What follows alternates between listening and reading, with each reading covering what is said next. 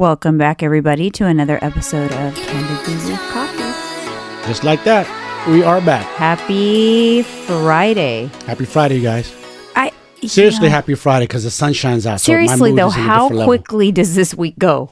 Quick. I can't even, I can't. You blink and boom. It's crazy. It's absolute craziness how quickly the days go, the weeks go. When you're older, time flies. When you're younger, time goes slow. It's a trip, huh?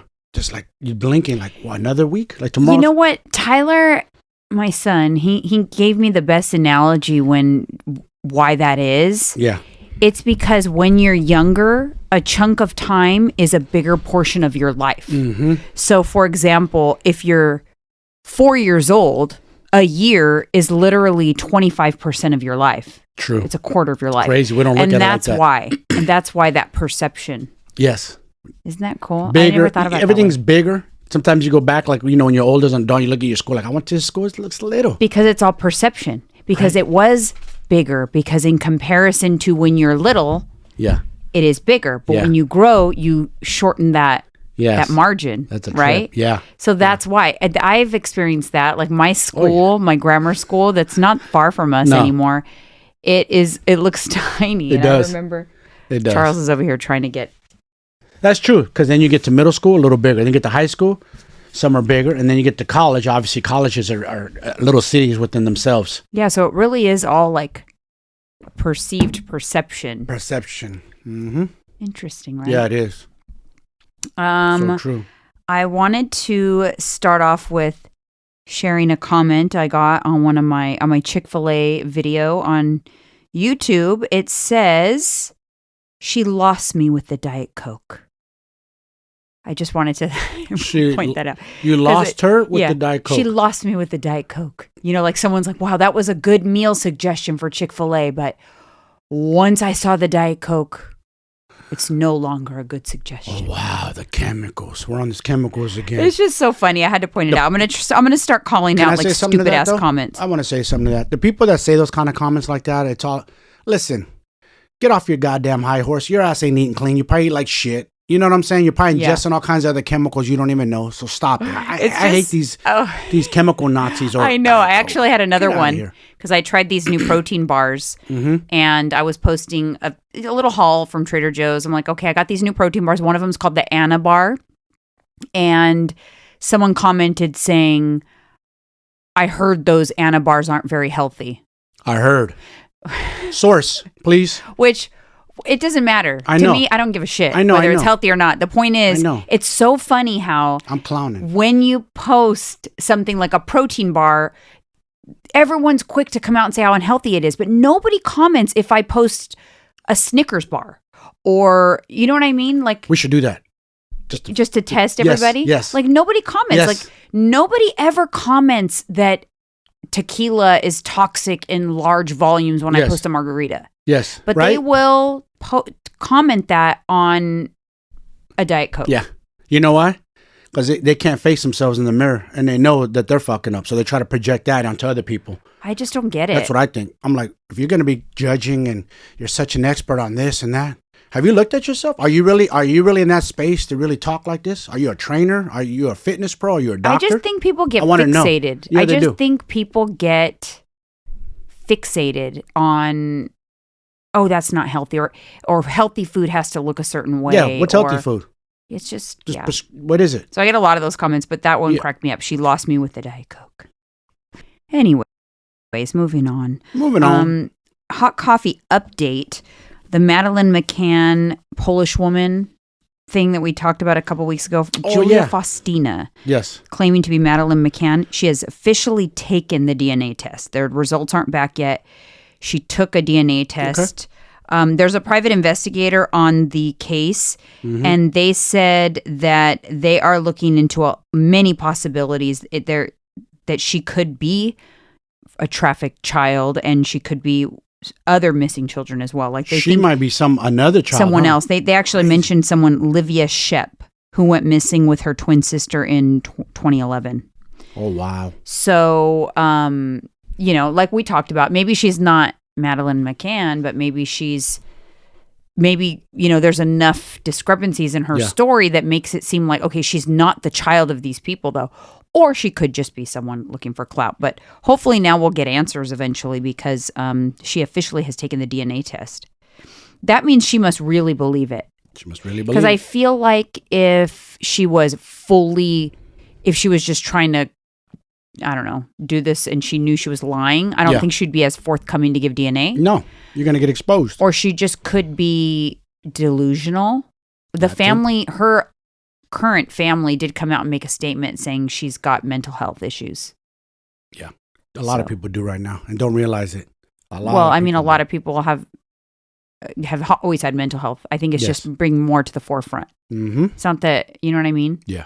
It could also be that it's more than usual. No, you're right. Because back in the days, not to get off topic, but I had a coworker and I remember he had a breakdown and we're like, some kind of like, mental breakdown. And that's uncommon. And we're like, what the F? What does that mean? This guy's crying wolf. He wants time off. They were working at the security company around the clock, filling shifts. People don't show up to a shift. It's just crazy. And he had a breakdown, and we all kind of laughed and made fun of it. Now looking back, I wish I could go back and shake his hand, but I'm so sorry, dude. I didn't know. I didn't know about mental health back 25 years ago or whatever. I know. It's ironic because there was a girl I went to grade school and high school with her. And in high school, she had what they called a nervous breakdown. That's what they used to call them. That's what he had. A mental break was like a nervous breakdown. And it sounds like you're super crazy.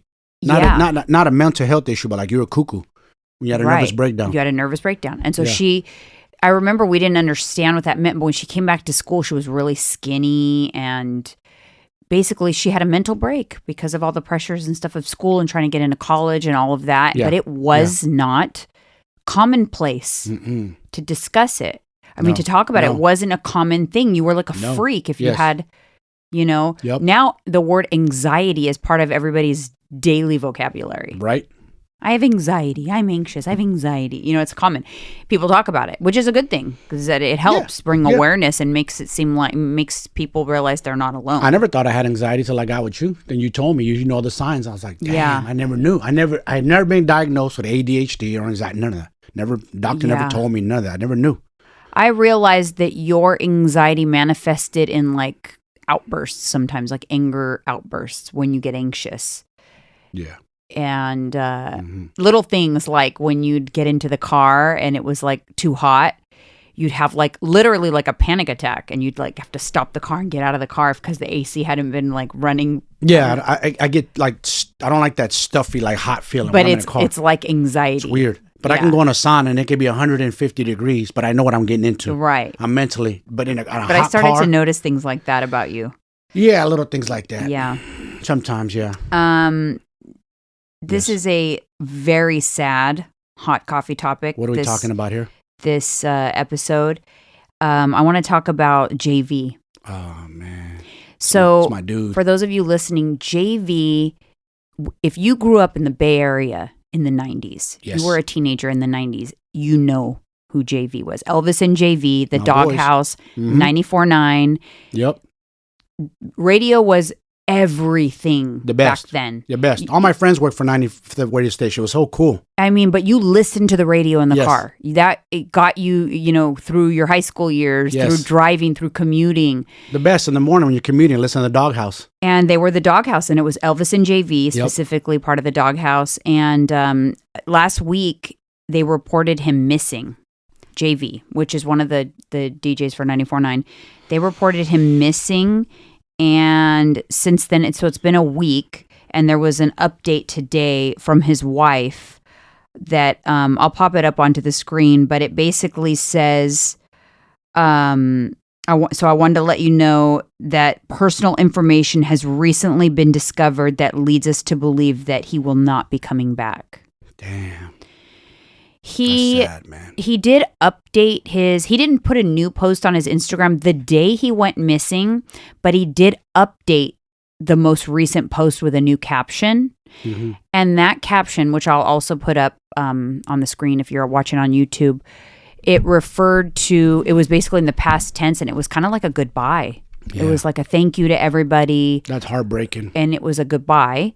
And then he updated the bio of his Instagram, with a link to a story about a mother who discusses her daughter's Lyme disease and how she committed suicide behind Lyme disease. So JV was suffering with Lyme disease. I guess the past 2 years were really difficult for him.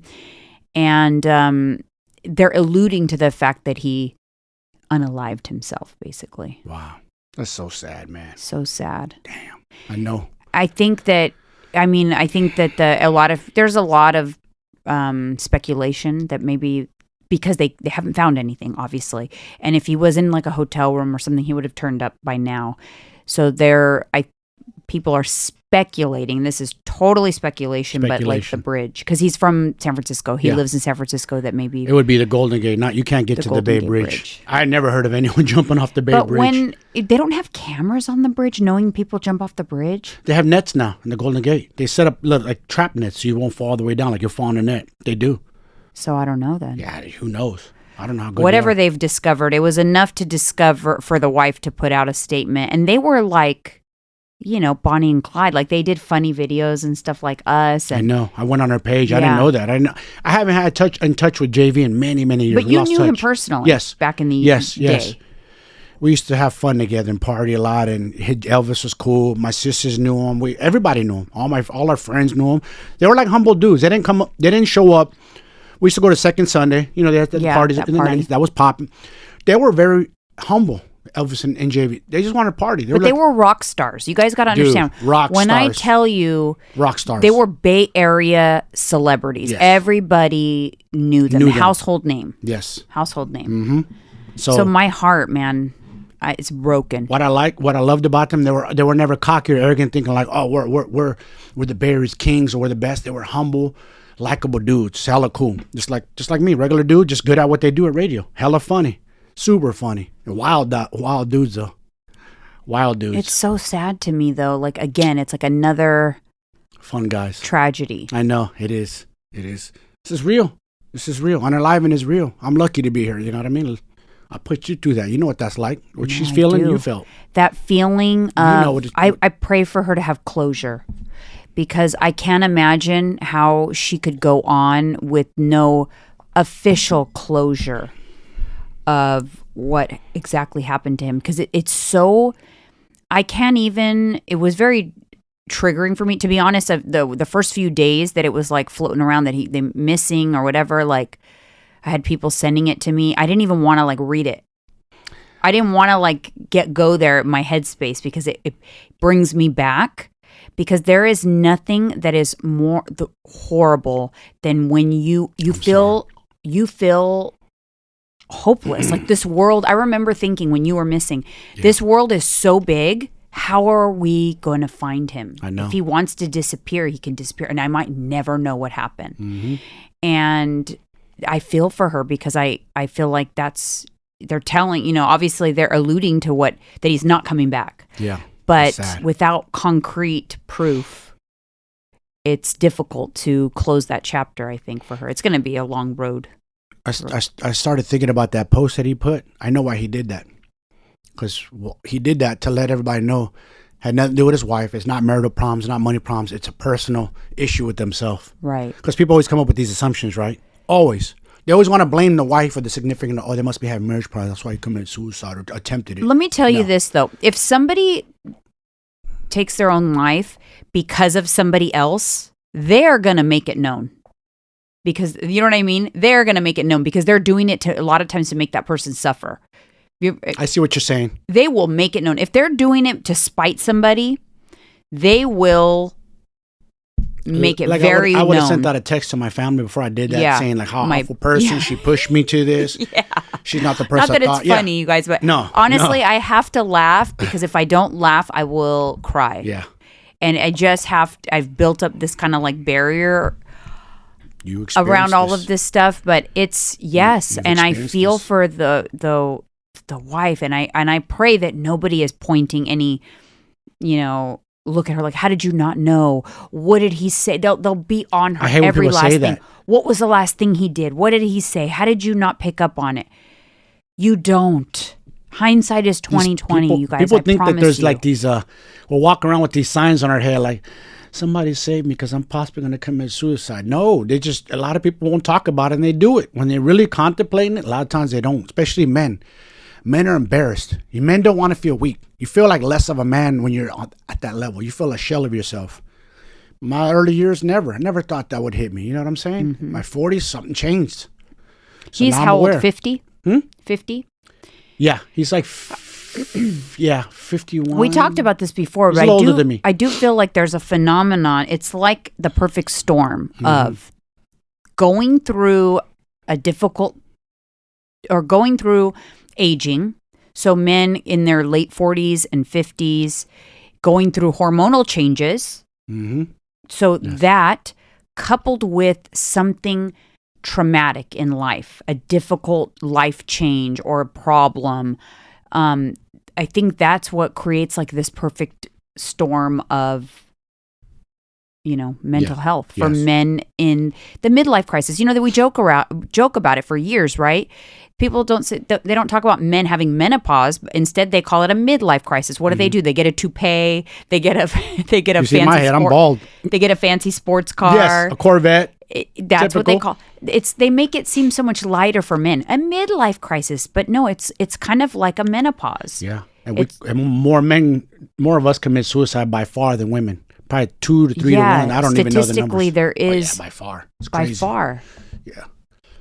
Women don't commit suicide very often. It's very rare. They have to be going through some shit. I think it has to do with the fact that they are more vocal about their emotions. That's what it is. Letting it out. Pressure bursts pipes. So if a man is holding it in, those pipes will burst eventually. Whereas women will let it out. They will have crying sessions.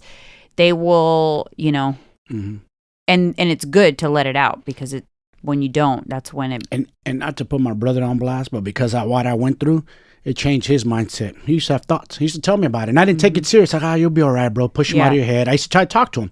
He had thoughts. And I know now that I know my history and where this all came from, we pretty much inherited this from our mother. Now his mindset changed. He doesn't know more. He pushed it out. He knows they're not real. But I always say this. It took me going through my situation, though, for his mindset to change. Right. But I always say this, though. What do you think it would take to help someone who's considering doing that? Do you know what I mean? What Talking would is it big. have? Talking. No, but what would it? If there's somebody that potentially, what could someone else do? Like, what could someone have done for you that would have made a difference? That is a very good question. I think that's the magic question. That is a very good question. Like, I need to figure that out. That's a very good question because I would love to help people. I would love to. But generally, what would it have done? What type of conversation would have had to have been had? What would you have had to have been presented with? Commercial or what? Like, what would have made a difference? I don't know. I don't have the answer. Talking is big. That's the problem we don't do is we don't talk. When people are going through mental health, you notice like your father, he suffers from mental health. He talks, you feel better. You do. Yeah. You kind of get your mind off the crap. Does it completely go away? No. What you did to bring me back to life was bookstore, Starbucks runs, eventually the gym, and it worked. Your little formula worked to get me back to where I needed to be afterwards. And you could go, you could go through that while you're going through the darkness too. Right. Get off the couch. The main thing is get that person off the couch and move. I know. I just went through this with my dad. So he has been, obviously, since my mom passed, besides his health issues, the grief this man has been experiencing has been astronomical. And something that was just bothering me is he was always on the couch. And there's no TV in that room. And I just I got to get this man off the couch because that's what I remember with you. I got to get him off the couch. It was the same. It was like I was repeating it with my dad. Like, I got to get him off the couch. And sometimes I would literally force him. I'm like, I'm not leaving. Get up. You're going to get up. You're going to get off the couch. You're going to go sit in the computer room, get on Facebook, turn on the TV. It was very difficult to get him to do that, but I would work on it every day. Yeah. And another thing I identified, which also was something you went through, was he was not sleeping well. That's what made me crazy. Like, you know what? And I noticed the days that he was sleeping the worst were mentally his worst days the next day. If he didn't sleep well, it was going to be an anxiety attack followed by all day couch time and more anxiety. Yeah. So I decided to, okay, we got to work on sleep. Let's work on sleep first, then we'll work on getting him off the couch. And so it's tricky because you can't just give an old man who takes a lot of medications, tons of supplements, but I started with melatonin. Yeah. It changed his life. Life-changing. I love melatonins. It literally has changed his life. I kid you not. He's been sleeping better. So with the better sleep, less panic attacks, I was able to get him off the couch. In fact, he like looks at the couch from the kitchen because he could see it, and he's like, "I'm not going to go on that couch today." He knows it's like I don't know, it's like evil, and it sucks you in, and you just don't get off of it Because you're drowning in your own thoughts. Yes, that's where I was. I was drowning in my own thoughts. I was spinning. My head was spinning. I didn't know if I wanted to be here.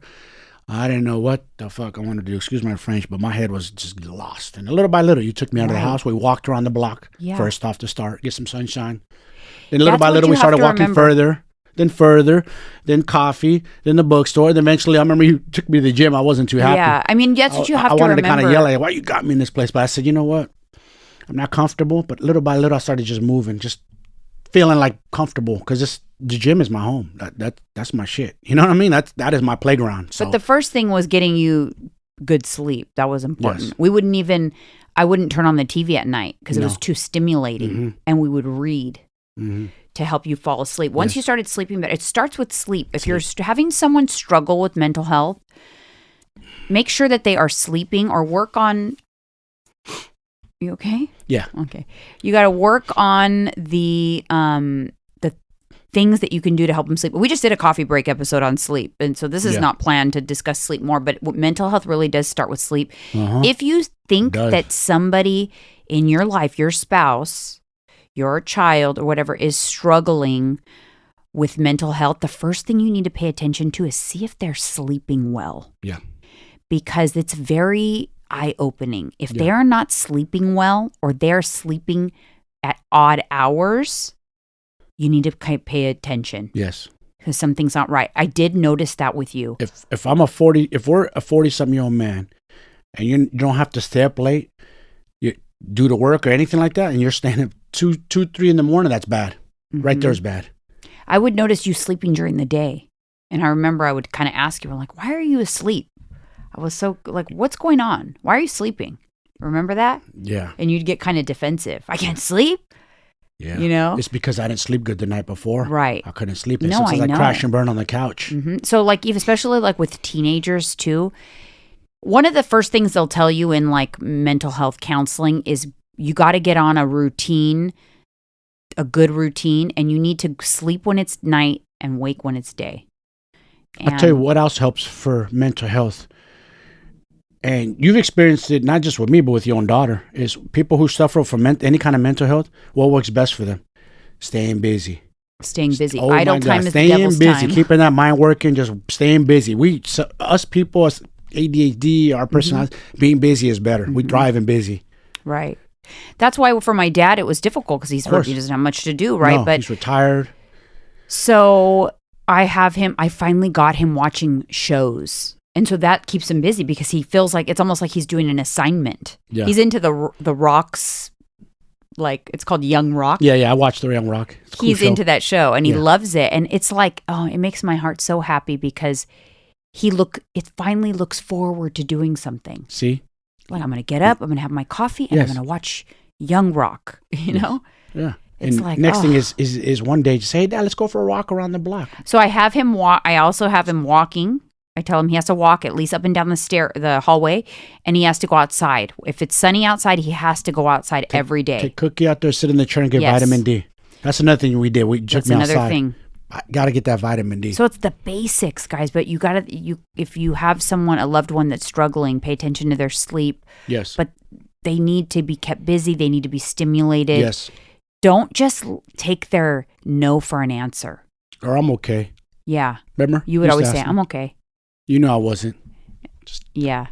I'm like, how you doing? I didn't want to worry you, man. I already put you through enough. So I was trapped in my own head for a little bit. So it's, I've been now appointed as a mental health counselor now to watch. Now this is the second time now. With the years. Yeah. All right. So I want to talk about something that is so cool.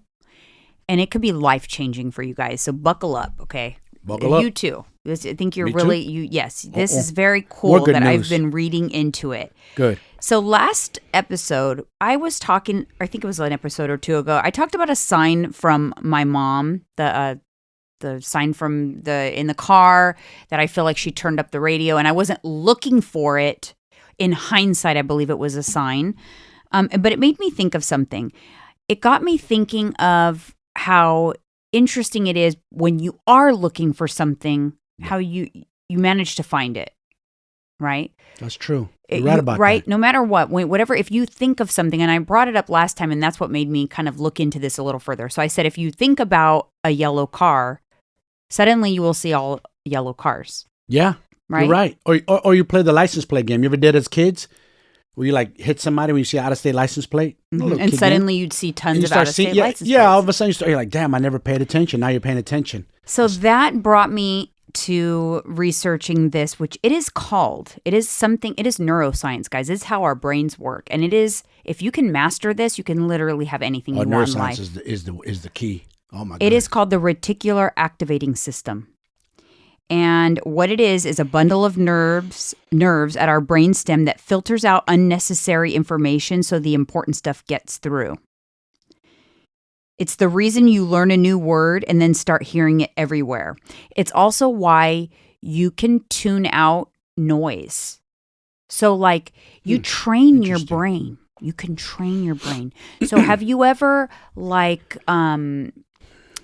there's a crowd of noise. I mean, so much noise going on. You're at say an outdoor concert, so much noise, but someone from, across the way calls your name and you hear that. Don't you ever wonder, like, how is that? Why did I hear that? Why did I hear my name? But there's so much noise. It sounds like, and I don't hear any of it. It's just noise. But a piece, you hear your name. But you hear your name. That is the reticular activating system because your brain knows. It knows that name is important to you. So you will hear it. If someone calls it, you will hear it. So I'm gonna go on something off that analogy. Basically, like in the fight world, you train. I see the coaches, the way they train their fighter, they're giving them instructions while they're practicing. Mm-hmm. What they're doing is, so the fighter gets that voice because the crowd is screaming. So you have to hear your coach. Yes. Kick him. It's open. Punch. Yes, exactly. 2, 3, 4. Throwing a combo. Yep. The fighter has to hear his voice. Yes. So he knows what to throw. Like, because the coach is seeing openings. Like, hey, throw this combo. His hand's dropping. Yeah. So he has to tune out all that noise from the crowd. Yeah. And that's hard to do. Mm-hmm. That's a mastery in itself. Mm-hmm. So I know what you're talking about. You can absolutely do that. Yes. It's also why, moms, like moms to a newborn, like can go to sleep and there could be noise and all kinds of stuff going on. But if the minute their baby makes a tiny little whine, they're up. Because the brain knows you're a mother. We're going to filter out unnecessary information and we're going to give you what you need to hear. Yeah. It is really fascinating, but it also made me realize, which I've always said this, I believe in manifestation, but I do not believe manifestation is some magical power. No. Manifestation is actually science. It's not magic. It's crazy. Okay. We can manifest things, and the law of attraction is absolutely true, but it's not some mystical magic. It is the way our brains work. It's like a filtering system. Yeah. Our brains will filter information through the parameters we give it. Mm-hmm. Okay. This is very important, though. This is where self-talk and negative thoughts can change our lives.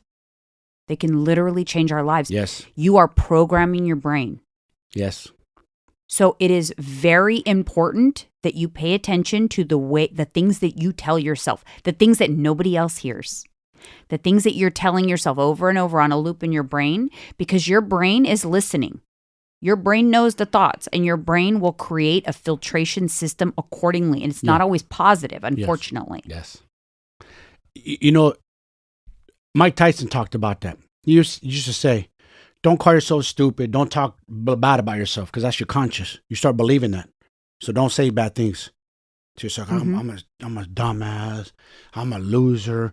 I'm a lowlife. I'm no good in this life. You start believing that. You're right. That's all. You're manifesting like you're this terrible human being, and you no longer need to be. So you'll attract it. You'll do loser things. Your brain will have you do loser things. Yes. Your brain will tell you to quit your job. Your brain will tell you, don't get up, sleep in.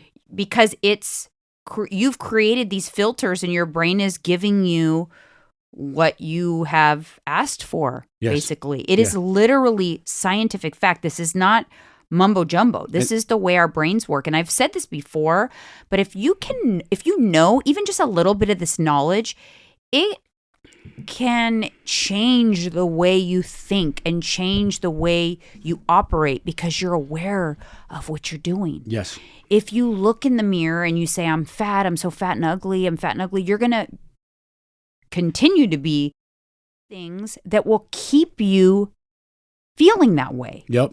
You will attract it. And it is so important. So focus on the bad things and you're going to invite the negativity in your life. If you focus on the good things, they will come to you because your brain is seeking it out. Facts. Because that's what you're focusing on. So your brain is going to seek out what you're focusing on.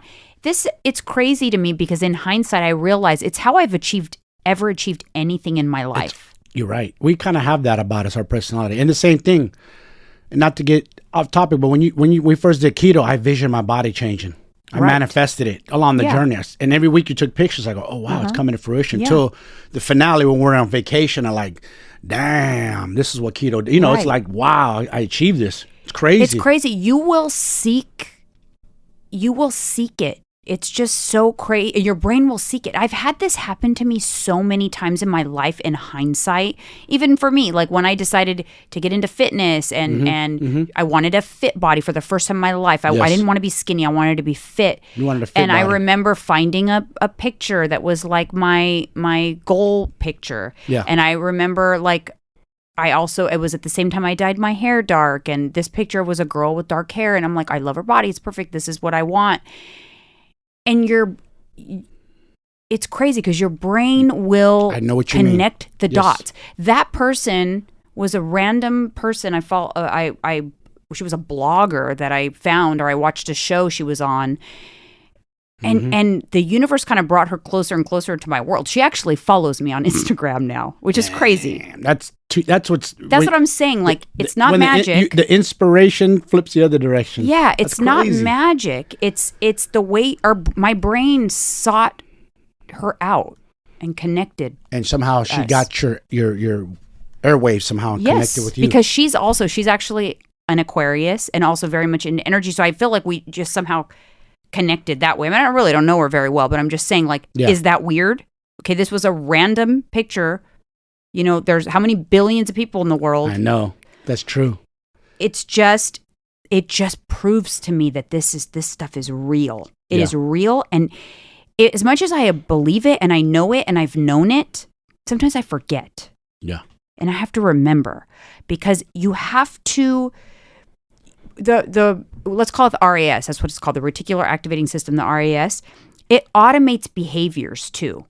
Mm-hmm. So it kind of, when you ingrain these pathways into your brain, they become autopilot. Mm-hmm. So eventually eating healthy or working out or whatever, it's not an effort. It doesn't take an effort. It's just part of your brain's neuro pathways. You're super right about that. Because if you're like, I want to be a fit person, I'm a fit person, I'm a healthy person, your brain will seek out the things to keep you in that headspace. Yes, for sure. It's also like the same thing. Let me try to explain it like this. Have you ever gotten in a car and driven somewhere and you just listen to a podcast or whatever and you were so like deep in thought, and then you get there and you think, I don't even remember how the hell I got here. I don't remember making a left and making a right and getting on the freeway and getting off. But before you know, your drive's over. It's crazy. Autonomous. That's happened to me. It's autonomous. Yes. Even walking, I'll be on a phone call. I'll do my walk with Paulo 3 miles before you know I'm already home. Like, damn. Right. How did you know to make the left and make the right and cross the street and hit the signal and wait for the car? I just knew. It's autonomous. Yes. Think about this. Like the first time you got behind the wheel of a car, you were thinking about every little thing. Okay, I gotta put my seatbelt on. Gotta turn it. Yeah. Okay, I gotta park. Oh my gosh, I gotta look at my rear view. Oh my gosh, my signal. Oh my gosh, this is so much to remember. I will never get this. Yes. But now you get into your car, you don't think twice about it. You're on a call. You're putting on a podcast. Autopilot. autopilot. As soon as I sit That in, is the seatbelt, reticular. start my car, put a reverse drive, go. Yeah, and you don't even think about all the steps. No. They're just like It's autopilot. Yeah. Think about automating those behaviors for everything, or the things that are so important to you. It literally will change your life. So if people, here's what I'm taking that you're saying. If people can learn to tap into that, they would be more successful in their journeys, whatever journey is in life, whatever success, whether it be job change, whether it be new relationship, whether it be even changing your body or how you exercise, all that. But you have to believe. First of all, you have to have belief, and you have to manifest it. And you have to remember. So you have to do what you got to do. Write the big thing. And this is the same thing. I mean, I hammer it down lately with my clients. Over the past year, I've really focused on the mental side of weight loss. It's all the mentals. Yes. That's the most important thing. Yep. It's really this stuff. And this is why I have them do a monthly action plan. Yeah. If you do not have like something visual to look at to remind yourself, you will forget what you're even doing. You will forget what you are working towards. Yes. It is so important. So to create a change and instill a new behavior, you literally have to reprogram your neural pathways. You need to say, wow, I love exercise, instead of, I hate exercising. I hate exercising, but I do it because I want to be fit. It wasn't until I changed my mindset about exercise. You hated it. I hated it. I remember. You were honest about it. There's podcast episodes, if you go back the first year or two, where I talk about how, listen, guys, I do not like exercising. But once I changed my mindset on exercise, I love exercise. I love the feeling. I know why. I love the hurt, the pain. Yes, I love it. Now it's become autonomous for myself. Yes. You love the challenges. All the challenges Orange Theory threw at you, the hard challenges you did, you love that. You rise. Right. A lot of people break. So the RAS system in my brain has helped me now automate that process. It is no longer difficult. It is not the first thing I want to skip if my day goes wrong. In fact, it's the last thing. That is not by chance. That is not because I have a special love of exercise. It's truly because I changed my thought process. Yes, you did. And my brain helped support that new thought process. Yep. And now it's an autonomous behavior. So people look at you and look at other fitness people in the industry with the nice bodies, the discipline. Mm-hmm. Oh my gosh, she just has it. I don't. You don't have no magic powers. No. You just put your mind to it. Right. Even me, I don't eat as good as you do. Meaning, like you eat like more strict, like you're more on top. I'm getting better because I'm changing my mindset. Like, okay, it's time for me to. I got to step it up. I can do better. Yeah. I could do better. I could look better. Yeah. I'm not gonna be. I'm 48. I'm married. I'm good enough. No. But see, those are the things. And as much as the positive stuff is wonderful, I want you to stop and think about it for a minute. What the negative stuff, the damage that can do. If you tell yourself, I'm a loser, I'm a loser, I'm a loser, and then your brain will filter out the world and it will show you you're a loser. Yeah. You'll see everything dark. There'll be a cloud hanging over your head. Dangerous. That is why negativity is so dangerous. It is. Because you are telling your brain how to filter your life. Yes. And you need to decide who you want to be and tell yourself you are that. Be a savage. Already. Be a savage in this life. Like visualize it. Picture it. Find pictures of your life. Yes. You need to have a clear vision, and you need to have it in such a way that because when you're in a good mood, it's really easy to remember the things that you're working towards.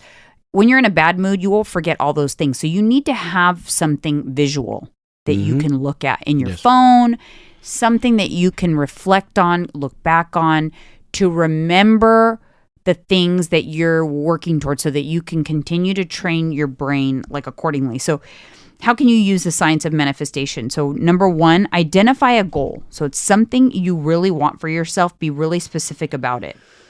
Okay. Number two is think about the experience or the outcome you want to result from that goal. Yep. And this is the most important thing.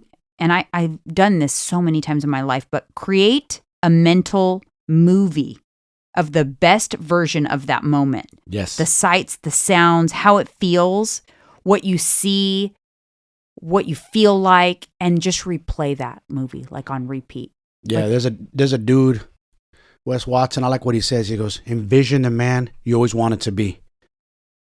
Envision the man you always Exactly. wanted to be. You want to be that guy with bitch tits, as he calls it. You want a big gut, or do you want to be a beast? Yeah. You gotta. Yeah. Man, same thing. It's all about manifestation. He teaches a lot about mentals, his program, big time. So it's like you. It's all mental. Yeah. That's where it all starts. Yeah. You can't look at it the physical no more. You gotta dig into the mentals. Because the physical will come. It'll come.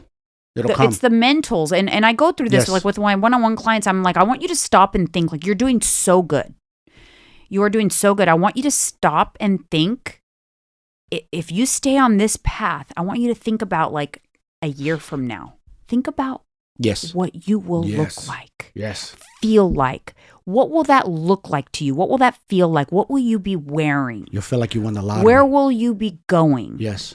You know, like I've had this conversation with so many clients, and it really works well when you can shift your mindset. Like, like if you are aspiring to have a new car, you know, don't just think about the car. Think about what it feels like to drive the car. What the leather smells like. Yes. Your hands. I want you to feel your hands on the steering wheel of the car. Yep. If you think about when you're going to get it, not if you're going to get it, you will get it. Yes. It'll happen. Your brain will help you.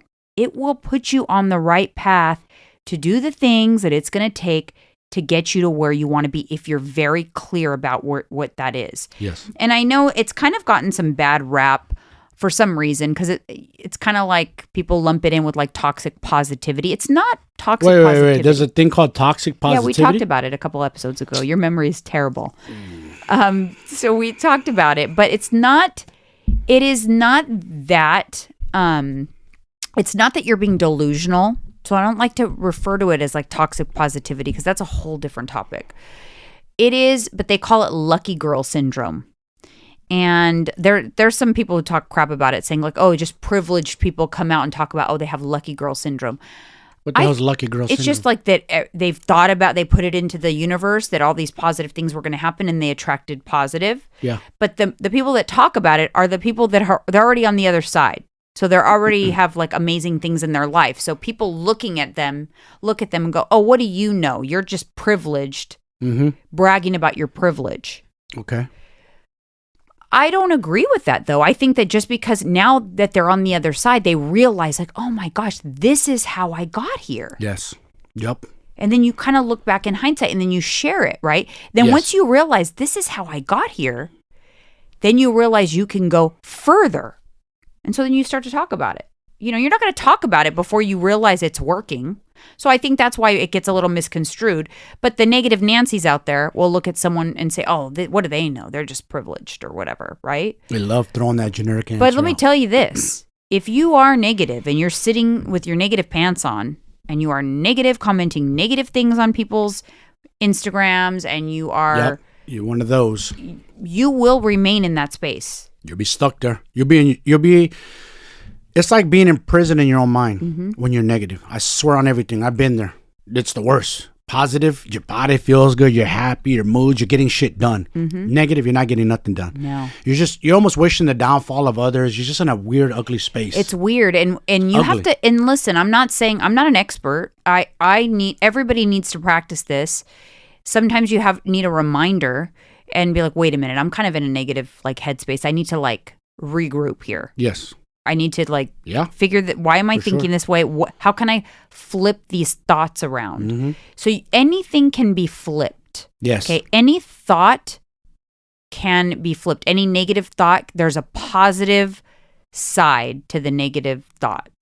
Facts. So you have to just kind of like reprogram your thinking sometimes and jump over to the positive side of it. You have to. You got to change your mindset, because I've been there too. Well, I was in prison in my own mind. But once that switch flipped, boom, things got better for me. You saw the progress. You saw how it flipped. Yeah, for sure. And again, you guys, don't skip your workouts. Not to get off topic. Don't cheat on yourselves. Not to get off topic. You need to tire your brain out, because the brain has too much crazy thoughts going in. You need to wear this brain out. You wear it out. You're tired at the end of the day, you sleep good. But we have too much pent-up energy. That's another reason I think people don't sleep good. They have too much pent-up energy. Too many thoughts in their brain. You got to calm that noise down, man. Yeah, Straight well, up. for sure. If you're not getting good sleep, that's super important. Yes. And now that I know a little bit more about sleep, REM Yes. sleep is really important. That's what's going to like help your brain have that maintenance. So that's super important. But honestly, when it comes to the reticular activation system, if anything, if you've learned anything today, it's stop the negative self-talk, because you will literally program your brain to present you with more negativity. Yes. You have to.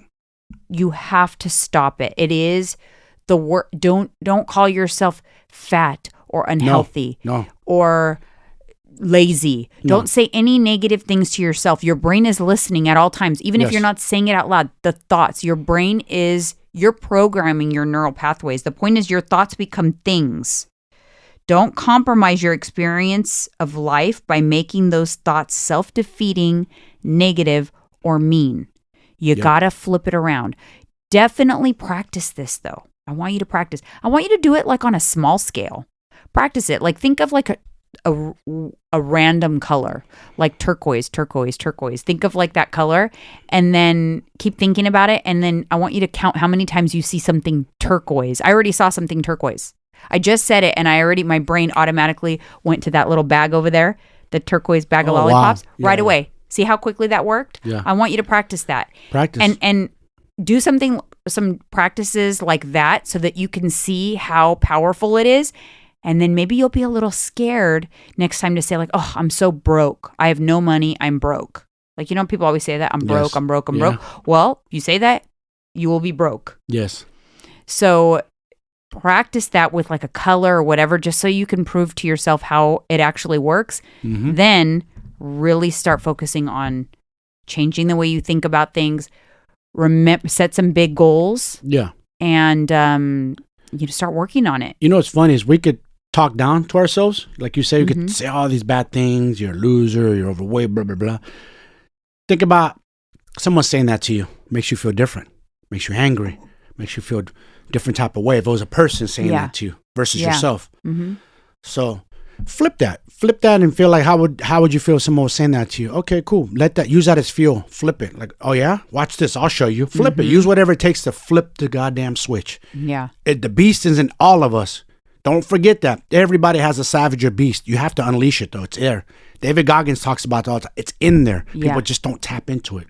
Yeah. We don't tap in our full potential. And it's sad because we don't know what we're made of. I know. Like you're finding out now what you're made of. Like the stuff you're doing, the training. You told me 10 years ago, running, you laughed at like, yeah, no. But it's like I created that block in my brain. I said, I hate running. Yes. I don't like running. I don't want to run.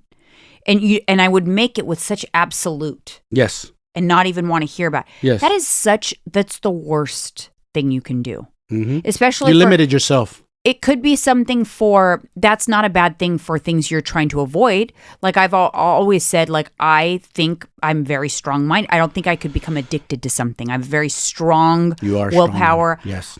Addiction can't get me. That's not a bad thing. Someone could be like, oh, you're being, unrealistic or whatever to think that. Like, no, I just think I create that. Like, no, I wouldn't have an issue because I've created that neural pathway. Yes. And so it's not...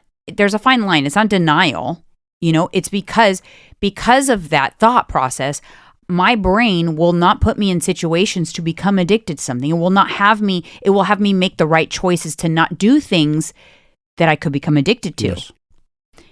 Because I've created those neural pathways. It's not magic. It's literally neuroscience. It's how our brains work. Our brains are very powerful. If you can tap in just a little bit of that power. Oh my goodness. It's amazing. I'm going to do some practices for sure. I'm going to create. It was a reminder for me of how powerful that system is. So I'm definitely going to put it to use, and hopefully we can tap back into this topic in like 6 months from now. Yes, and we'll see what we've been able to accomplish with the reticular activation system. Yes, you guys tap in, leave a comment, let us know how it's working for you guys. Work on that though. Yeah, do the task. I'm telling you the color. Pick a color like magenta or something just like really. I just saw magenta. Right when you said that, I looked to the left. Did you? Look to the left. Yeah, exactly. You said magenta, I looked up. That's how it works, you guys. That is how it works. We have to program those pathways to do the things that we want to do, that we want to accomplish in life, and stop the negative self-talk. When you look in the mirror, don't look at the person who's overweight. Don't look at the person as a loser. Don't look at the champion you want to become, the winner. Tell yourself, okay, this ain't me. I'm going to show the world what I'm about to become. Manifest that. It happens. I've done it. You've done it. It works. Like I would I've done say, it on myself. I've like been overweight, hell overweight. So I know I've manifested me looking a certain way and it worked. Yeah. Came to fruition. I put in the work though. List like a list of things. Create a list of things. I am strong. I am healthy. Yes.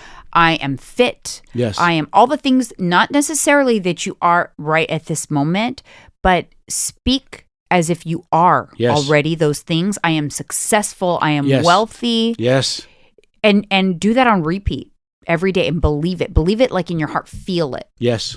And you'll see. You'll be like, damn, they're right. It's now magic, but it'll happen. It'll change your mindset. Because it's changing we your talked mindset. about this, and I'll leave you guys with this little dumb example, but we kind of talked about it a couple days ago when I was starting to look, and then I started to look into this. I'm like, oh, we just talked about that. Sometimes you have to do things that you don't think you're ready for, and your brain will help you rise to the occasion. This is the same topic. Years ago, like I would, I was on a budget back in the day, and it was difficult for me to like afford something like Botox or something like that, and I would schedule an appointment, or like for my hair or something, I would schedule an appointment that I could not afford. Okay.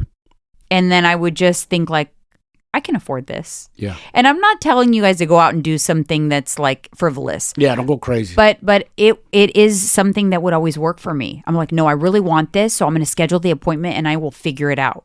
Yeah. And that's what I would always say in my head. I'll figure this out. And lo and behold, things would always line up to where I would figure it out. Like I can't even remember a time when I wasn't able to. Wow. Yeah. So it just reminds you, like, sometimes you have to, be a little uncomfortable with what that's going to be and really truly feel that you're going to be able to get to that point and think it, feel it, and let the brain help you. Yes. Filter it into existence. Yes. It's your best friend. It's your everything. Yeah. All right, you guys, hopefully that shed some light on how our brains work and helps you in some way, shape, or form. Thank you again for listening to our podcast. We're having, honestly, record number of downloads every day. We're having fun, too, with this. We like talking about different things. We enjoy it. And any kind of information we come across, we're passing on to you guys. Anything that I feel is going to be helpful in life. Yes. Because I feel like this is helpful. I'm excited about this. Me too. Not that I didn't know about it before, but it's like it's to the forefront of my brain again. No. So we're going to practice. We're going to be back on this topic. So thank you guys so much. We will see you on the next one. See you.